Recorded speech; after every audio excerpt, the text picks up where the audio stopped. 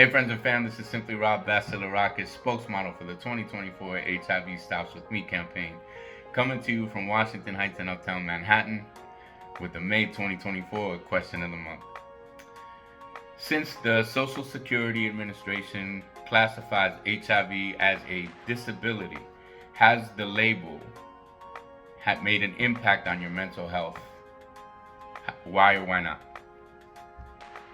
So, the label of disability, that I've had many different sort of experiences and relationships and conflicts with my HIV status, but I don't think I really ever saw it as a disability.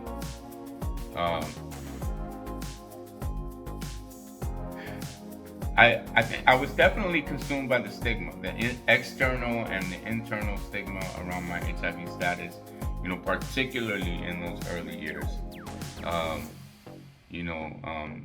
I remember seeking out people that I had identified as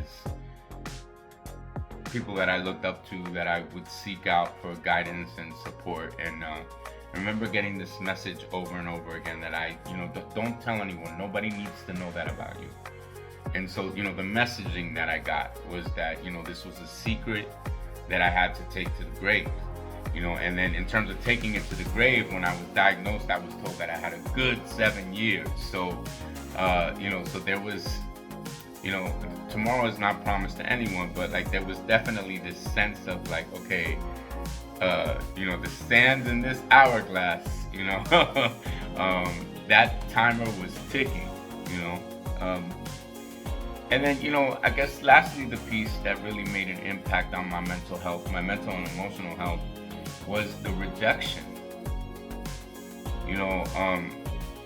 I mean, you can't tell what someone looks like. You can't tell. You could never really tell just by looking at someone that they have HIV. And so, people. I was young. I was 21 when I was diagnosed.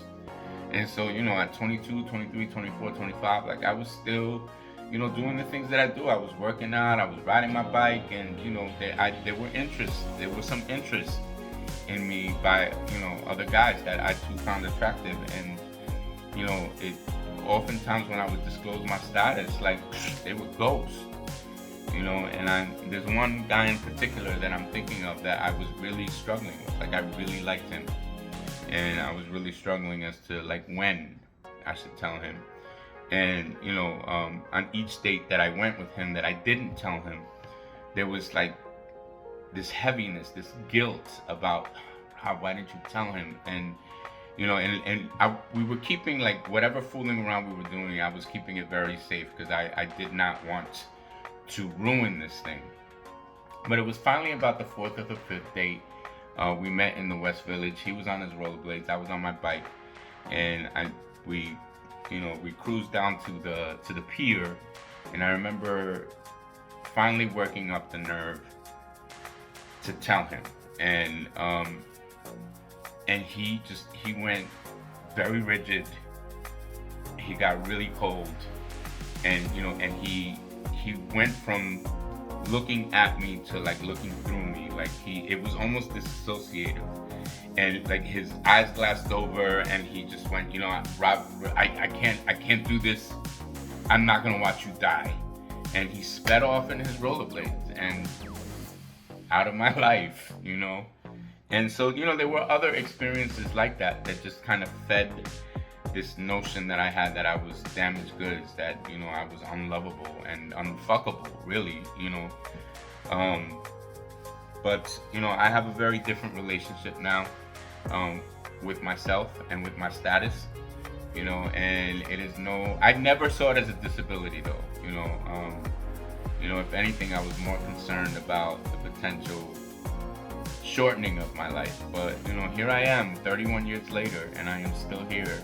And tomorrow is still not promised, but I hope to see it, and I hope to wake up tomorrow and not just wake up, but wake up as a better version of myself, than I was today or yesterday, and to continue doing the work. Anyway, with that said, if nobody told you yet today, let me be the first to say that I love you. Thank you for tuning in and taking this ride with us, with myself, and the other spokesmodel. HIV stops with me.